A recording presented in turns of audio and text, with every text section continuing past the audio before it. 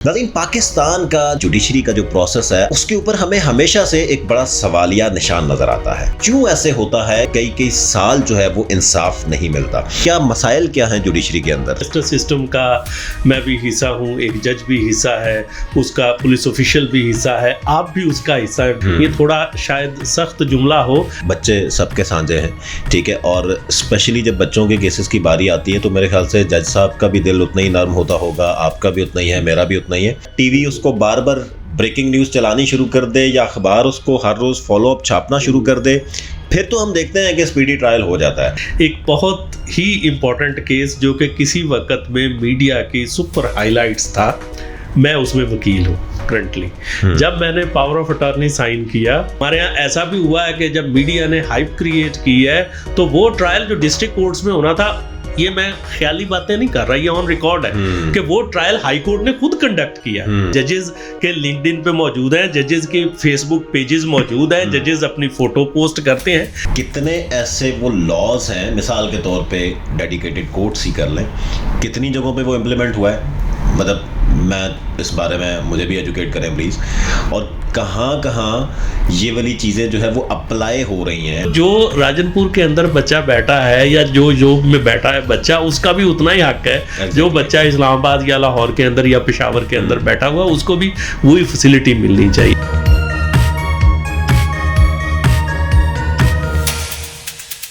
बिस्मिल्लाहिर्रहमानिर्रहीम, अस्सलाम वालेकुम नाजरीन, मैं हूं Syed Kausar Abbas. Info news network के एक नए पॉडकास्ट के साथ आपके सामने हाजिर है।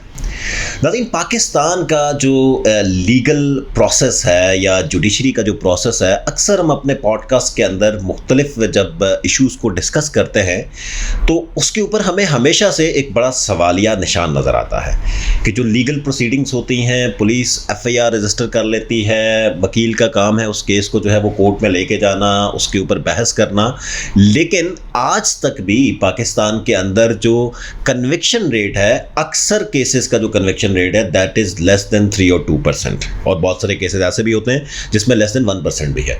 और अनफॉर्चुनेटली ये एक ऐसा निज़ाम इंसाफ है जिसकी आज तक जवाब नहीं मिल सका कि क्यों ऐसे होता है कि अगर इतने केसेस जो कोर्ट्स के अंदर, जो कचहरियों के अंदर लंबी कतारें साइलिन की लगी होती हैं, जो इंसाफ के मुंतज़र होते हैं, उनको कई साल जो है वो इंसाफ नहीं मिलता। आज हमारे साथ बात करने के लिए यहाँ पर मौजूद हैं सीनियर लीगल एक्सपर्ट हैं, बहुत सारी नेशनल और इंटरनेशनल ऑर्गेनाइजेशंस के साथ एफिलिएटेड हैं, और बहुत सारे उन्होंने प्रोडक्टिव काम किए जो एक रूटीन के वकील से थोड़ा सा हट के वो काम करते हैं। मेरी मुराद एडवोकेट शराफत अली चौधरी साहब। बहुत शुक्रिया शराफत साहब, आपने हमें ज्वाइन किया, and thank you very much for joining us. और मेरे ख्याल से आपका जो काम है उसको हम आपके सामने नहीं बल्कि पीछे भी बड़ा अप्रिशिएट करते हैं। शराफत साहब, पाकिस्तान का जो इंसाफ का निज़ाम है, आप बहुत सारे केसेस को स्पेशली डील करते हैं, specially related to vulnerable communities जो केसेस होते हैं जिसमें आपकी ख़वातीन हैं, बच्चे हैं। हम जब भी डेटा देखते हैं और हमारी अपनी रिपोर्ट्स भी आती हैं बहुत सारी इस तरह की, हमें ये नज़र आता है कि कन्विक्शन तो या तो ना होने के बराबर है, अगर होता भी है तो 0.5 या 1% या 2% या 3%। ये क्या मसाइल क्या हैं जुडिशरी के अंदर? देखिए, इसमें मेरा ख्याल है कि अगर हम सिर्फ लफ्ज़ जुडिशरी कहें तो शायद उतना ना रेलेवेंट ना रहे। इसमें अगर आप ओवरऑल जस्टिस सिस्टम की बात करें तो फिर बात हमें ज़रा समझने में आसानी हो जाएगी। जस्टिस सिस्टम का मैं भी हिस्सा हूँ, एक जज भी हिस्सा है, उसका पुलिस ऑफिशियल भी हिस्सा है, आप भी उसका हिस्सा है बतौर सोसाइटी के।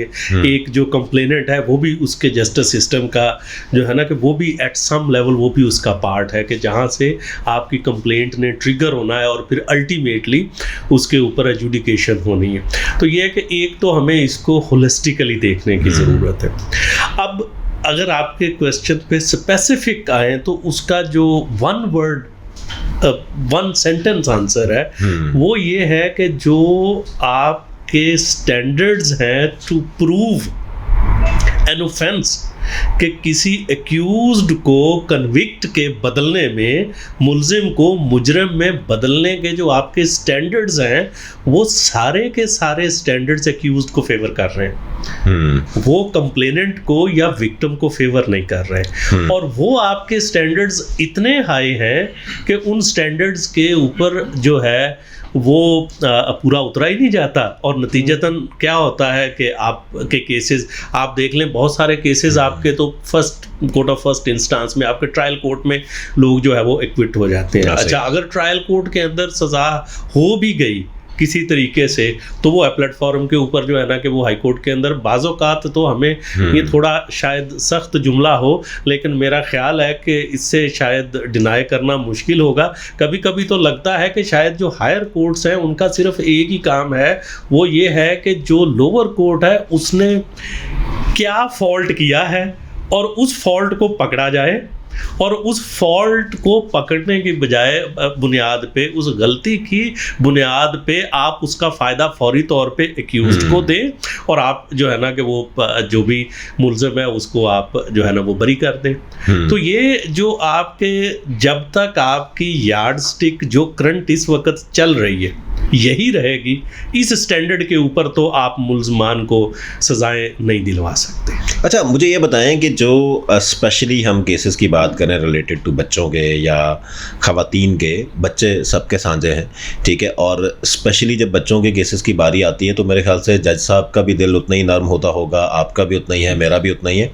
मतलब एज अ सोसाइटी शायद किसी को भी बच्चे के केस के हवाले से कोई भी डिफरेंस ऑफ ओपिनियन नहीं होता चीज़ों के अंदर, लेकिन हम देखते हैं कि बच्चों के केसेस में भी जो है वो उस तरह का इंसाफ या स्पीडी ट्रायल नहीं हो रहा होता। और बहुत सारे केसेस हमें नज़र आते हैं जो बड़े सीरियस नौयत के केसेस हैं, जहाँ पे अगर तो वो सोशल मीडिया का प्रेशर आ जाए या टीवी उसको बार बार ब्रेकिंग न्यूज़ चलानी शुरू कर दे या अखबार उसको हर रोज़ फॉलोअप छापना शुरू कर दे, फिर तो हम देखते हैं कि स्पीडी ट्रायल हो जाता है। लेकिन अगर वो रूटीन का केस है जिसकी शायद कोई सुनने वाला नहीं है या जिसके लिए कोई अखबार या टीवी या सोशल मीडिया बोलने वाला नहीं है, वहाँ पे ट्रायल नहीं होता, ये क्या सोशल मीडिया का प्रेशर इम्पोर्टेंस रखता है जुडिशरी के ऊपर भी?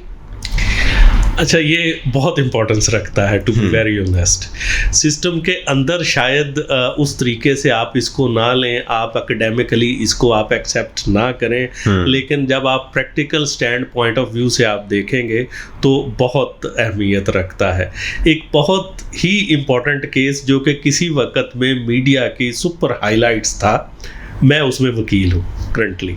जब मैंने पावर ऑफ अटॉर्नी साइन किया, और शायद आपको याद हो वो केस आपके रेफरेंस से आया था, आपने भिजवाया था, मैं नाम नहीं ले रहा, आप जो भी, तो मैंने जब उनके साथ पावर ऑफ अटॉर्नी साइन किया तो मैंने उन्हें कहा कि मैं वकील हूँ, मैं ट्रायल मीडिया में नहीं करूँगा, जो मुल्ज़िम है उसका भी उतना हक है, उसको भी फेयर ट्रायल मिलना चाहिए।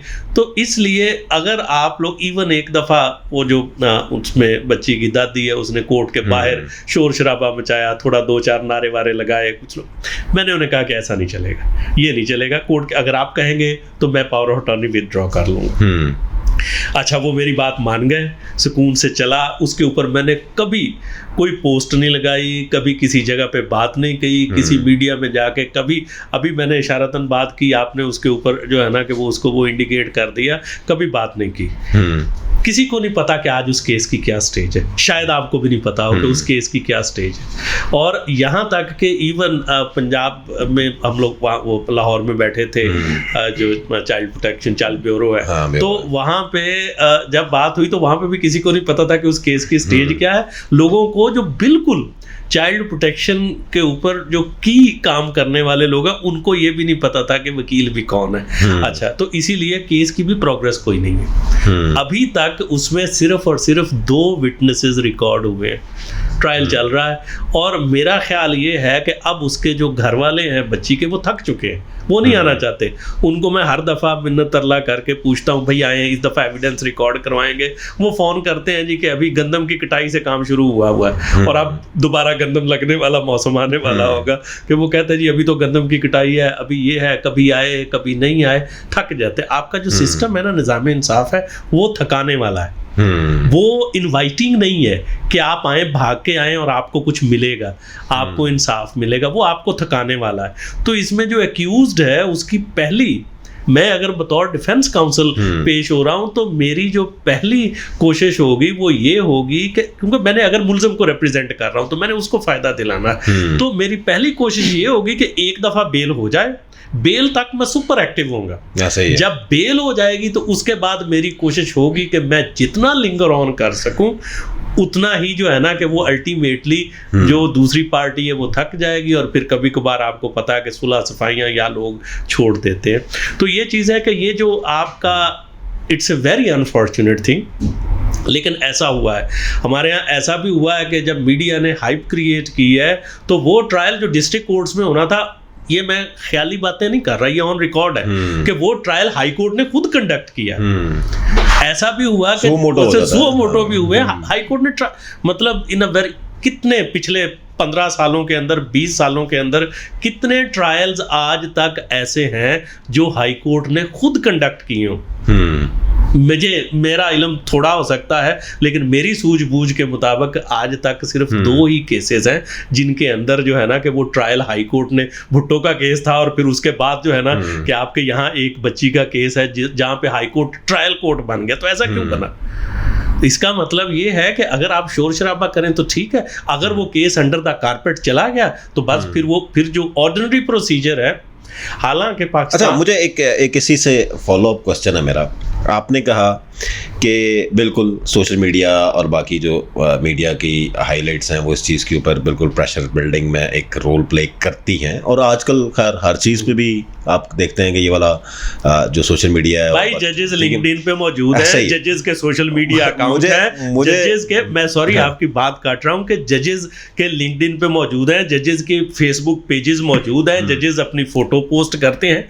ये वो वाला टाइम नहीं है कि जब हम कहते थे कि जज के साथ बात, जज को पब्लिक में नहीं आएगा, पब्लिक में नहीं आएगा, वो दूर रहेगा ताकि उसको वो पब्लिक जो सैंक्टिटी थी जो इस प्रोफेशन की, कि जज पब्लिक से इतना दूर है, वो पब्लिक फिगर नहीं बनेगा, वो पार्टीज अटेंड नहीं करेगा, वो शादियों पे जाके पब्लिक में घुल मिल नहीं जाएगा, कहीं उसके ऊपर जो सोशल प्रेशर है या उसके अपने पर्सनल जो ताल्लुकात हैं वो कहीं इफेक्ट ना करें। ये वो टाइम नहीं है। ऐसा ही है। बड़े आराम से जो इस वक्त के अंदर आपकी हायर जुडिशरी से लेके आप कॉलेजेस के इवेंट्स में जाते हैं, आप शादियों में जाते हैं, आप सिर्फ वकीलों की कैंपेन नहीं करते होंगे इलेक्शन में जजेस, बाकी तो और पर्सनल लेवल के ऊपर या रूटीन में जो है ना कि वो मौजूद है। तो इसका मतलब ये है कि वो इतनी दूरी नहीं, इसमें मैं ये नहीं कह रहा कि कोई बुराई है, मैं ये कह रहा हूं कि जो मीडिया है उससे उनकी दूरी नहीं है। तो अल्टीमेटली जो एक प्रोसिक्यूटर है, जो एक जज है,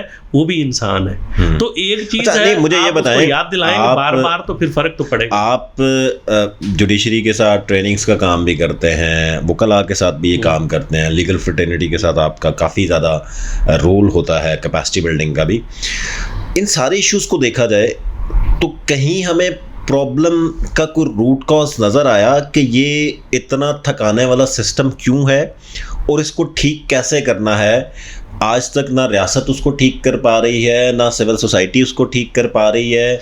वही बात है जिस केस को आप टिकटॉक पे, इंस्टाग्राम पे, फेसबुक पे, ट्विटर पे या किसी टीवी चैनल पे बार बार उछालना शुरू कर देंगे, उस पे तो इंसाफ मिल जाएगा, बाकी किसी केस पे नहीं मिलेगा। तो what's the root cause and what's the solution? अच्छा, पहले मैं थोड़ा सा जो आपका इसमें जो कमेंट का पहला पार्ट था ना उसको कंप्लीट करूं। मैं जैसे आपने कहा, हाँ मैं वाकई में बहुत सारी जुडिशल ट्रेनिंग्स में रहा हूँ, केपी जुडिशल एकेडमी में तो मैं ऑलमोस्ट रेगुलर बहुत सारे सालों से जो है ना वो जा रहा हूँ। बहुत सारे जजेस दोस्त भी हैं जिनके साथ, तो मैं जब बात कर रहा था तो मेरे सामने शक्लें आ रही कि लोग याद आ रहे हैं। तो ये अनयूजुअल नहीं है।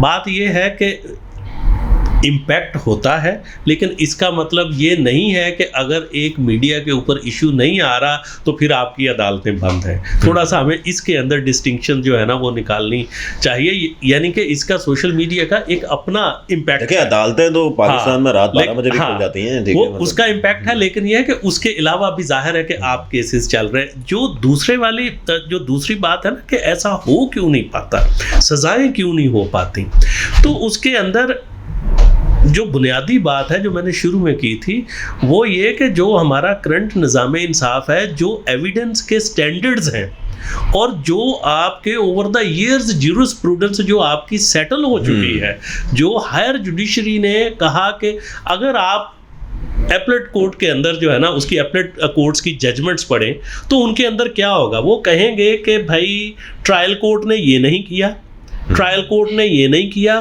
ट्रायल कोर्ट ने इस जगह पे गलती की, ट्रायल कोर्ट ने इस जगह पे गलती की। अच्छा, ऐसा भी दुनिया में होता है कि रीट्रायल का ऑर्डर होता है। तो मैंने रिसेंटली जो है ना कि मुझे कैनेडियन क्रिमिनल लॉ पढ़ने का इत्तेफाक हुआ। अब उसके अंदर ये होता है कि बहुत सारे केसेस में जो है वो आप जब देखते हैं कि ट्रायल के अंदर फॉल्ट है तो उसको वापस भेजा जाता है कि आप रीट्रायल करेंगे। अच्छा, हमारे यहाँ क्या होता है, हमारे यहाँ रीट्रायल का तो मतलब कोई ऐसा कॉन्सेप्ट ही नहीं है कि जब ट्रायल हो गया, जो कुछ भी गलत या सही रिकॉर्ड हो गया, जो वो रिकॉर्ड जब ऊपर आएगा तो एपलेट कोर्ट सिर्फ उस रिकॉर्ड में से देखेगी कि वो कितना ठीक है, कितना गलत है, और वो यूं लगता है कि जैसे वो सिर्फ जो जज है, ट्रायल कोर्ट है, उसकी गलतियां निकालने के लिए आप केस रिजॉल्व कर रहे हैं, ना कि आप एक्चुअल जस्टिस तक पहुंचने के लिए। हालांकि लॉ के अंदर प्रोविजंस मौजूद है, आप कोर्ट इंक्वायरी खुद भी कर सकती है, क्यों नहीं कर सकती।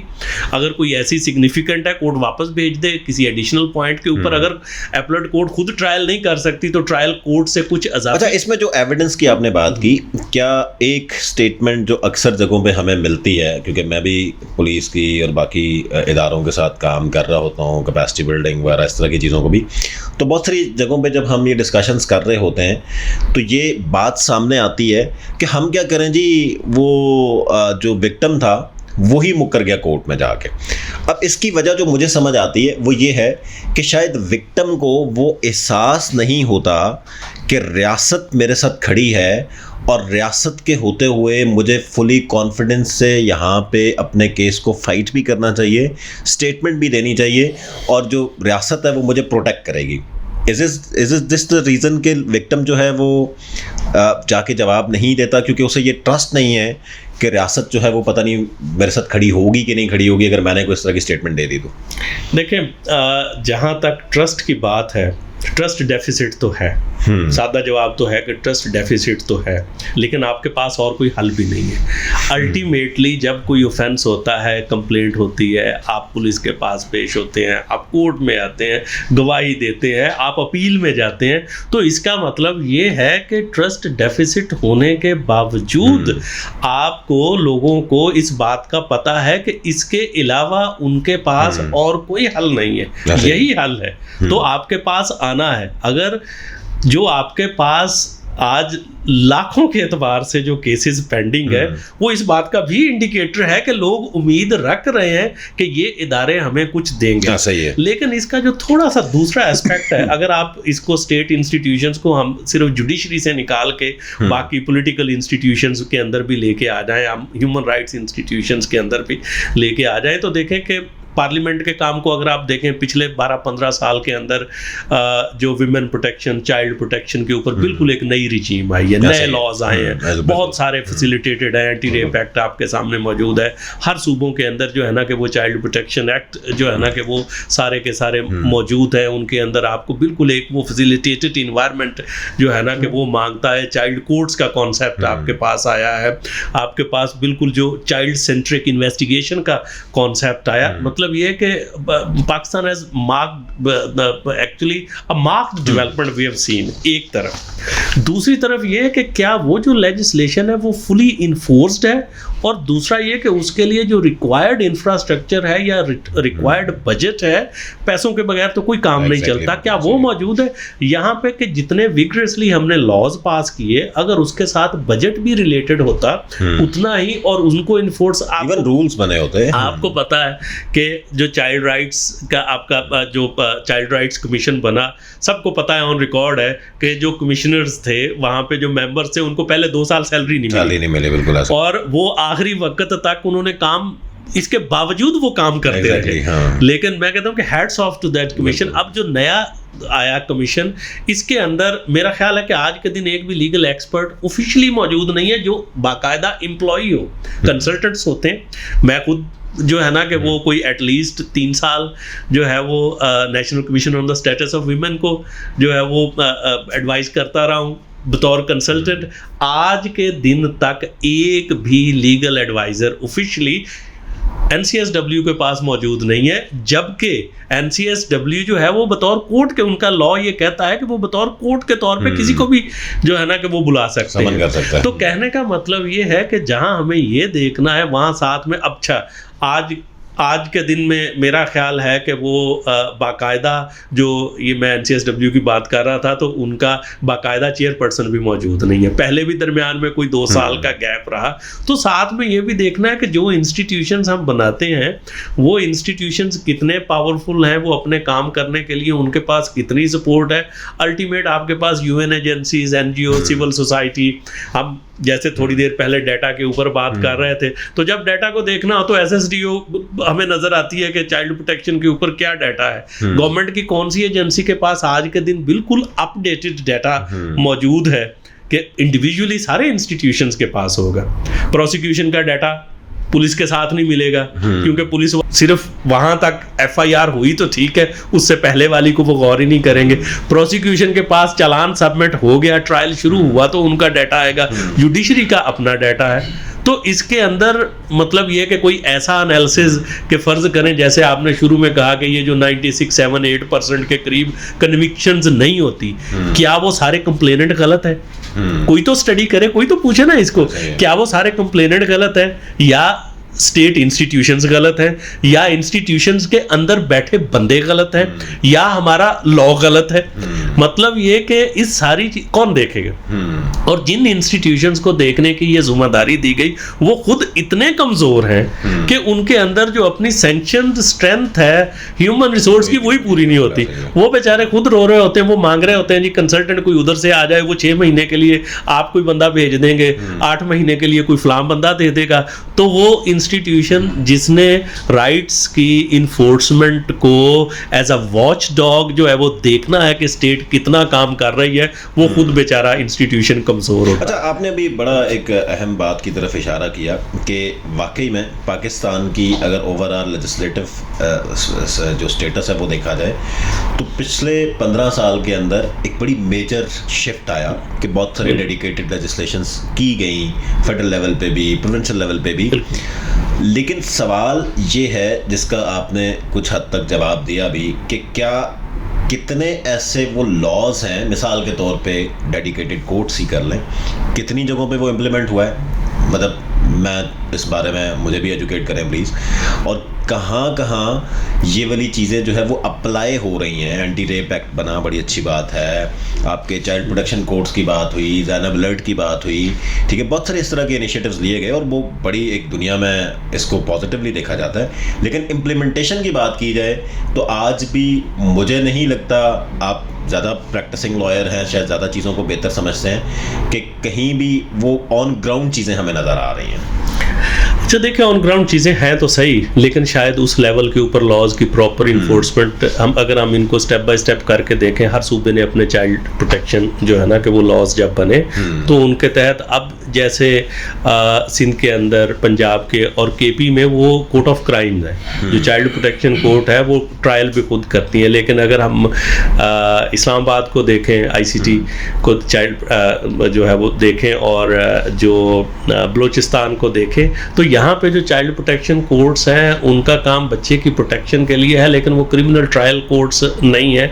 वहाँ पे क्रिमिनल ट्रायल कोर्ट, जो क्रिमिनल ट्रायल है वो डिफरेंट होता है। तो थोड़ा सा स्ट्रक्चर के अंदर भी फ़र्क है। लेकिन अगर आप देखें कि KP ने कोई 2017 से लेके मेरा ख्याल है कि कोई 20 के दरमियान तक कोई 8-10 के करीब मॉडल चाइल्ड कोर्ट्स बनाई थी। वो वाकई मॉडल चाइल्ड कोर्ट्स थी, बन्नू के अंदर, पेशावर के अंदर, एबटाबाद के अंदर जो है वो जो मर्दान के अंदर जो देखने वाली थी। इसके अलावा कुछ और भी जगहों के ऊपर। अच्छा, अब होता क्या है वो अभी काम कर रही है काम। मैं खुद जो है ना कि उसमें जो पायनियर ट्रेनिंग्स थी वो केपी जुडिशल एकेडमी ने शुरू की हाई कोर्ट की डायरेक्शंस के ऊपर, पेशावर हाई कोर्ट की। तो उसके अंदर क्या था कि एक बिल्कुल मॉडल था कि प्रोसिक्यूटर भी वहीं बैठेगा उसी ट्रेनिंग में, मल्टी सेक्टोरल ट्रेनिंग, उसके अंदर आपका प्रोबेशन ऑफिसर भी बैठेगा, उसी के अंदर आपका इन्वेस्टिगेशन ऑफिसर भी बैठेगा, जुडिशियल ऑफिसर भी बैठेगा, एक ही जगह पे बैठ के।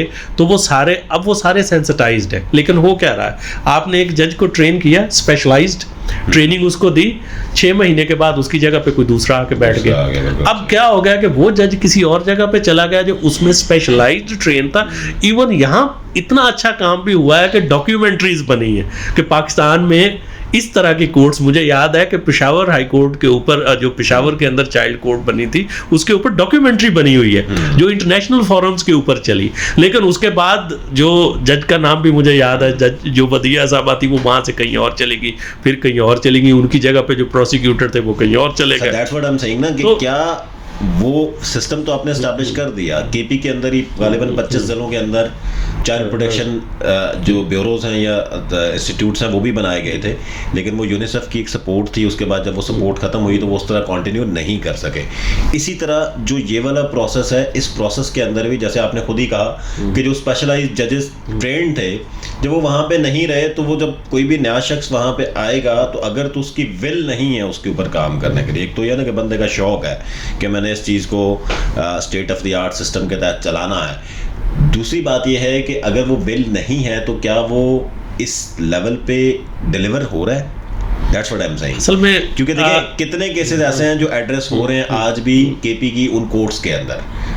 ये मेरा सवाल है। हम बात कर लेते हैं Punjab child protection bureau, they are doing wonderful work. उनका भी यही सिस्टम है कि अंदर ही जज साहब भी बैठे हुए हैं। अब वो एक मॉडल नज़र आता है कि यार आपको पूरे पाकिस्तान की अगर आप बात करें तो डिफरेंट सूबों को आप देखें डिलीवरी के हवाले से, मे बी रीज़न ये है कि सारा अहमद 5-6 साल हो गए उसके ऊपर हैं, तो वो क्योंकि एक ही शख्स जो है उसको रन कर रहा है तो शायद उस वजह से डिलीवरी उसकी बेहतर हो रही है and they are doing a wonderful work.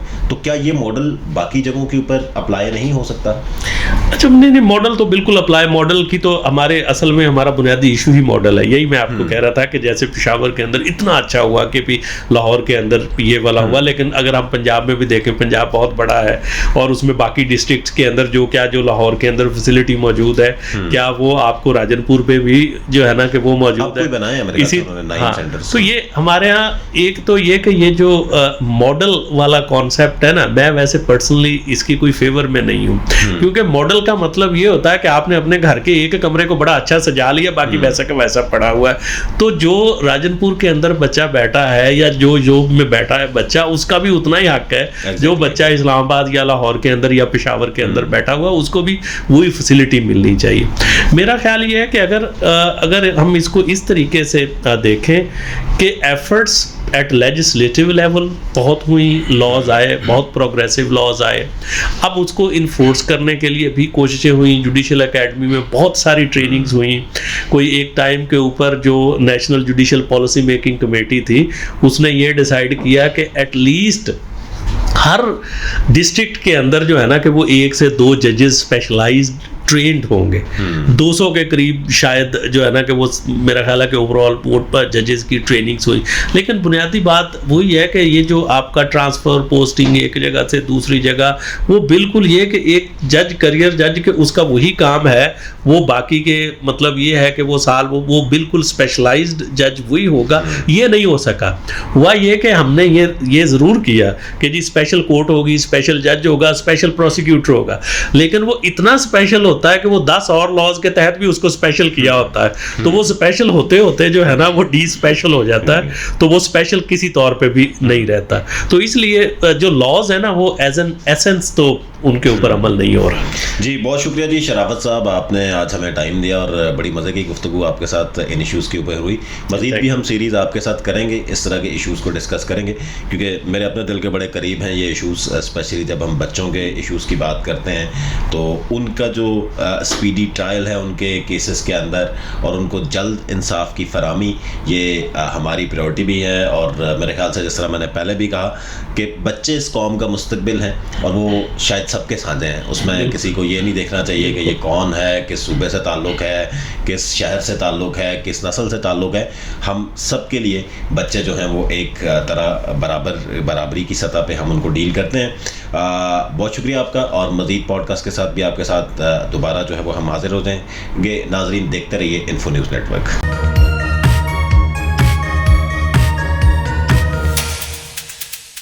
Info news network को सब्सक्राइब करें, बेल आइकन दबाएं ताकि ताज़ा तरीन खबरें सबसे पहले आप तक पहुंचें, और वीडियो को लाइक, शेयर और कमेंट करना ना भूलें।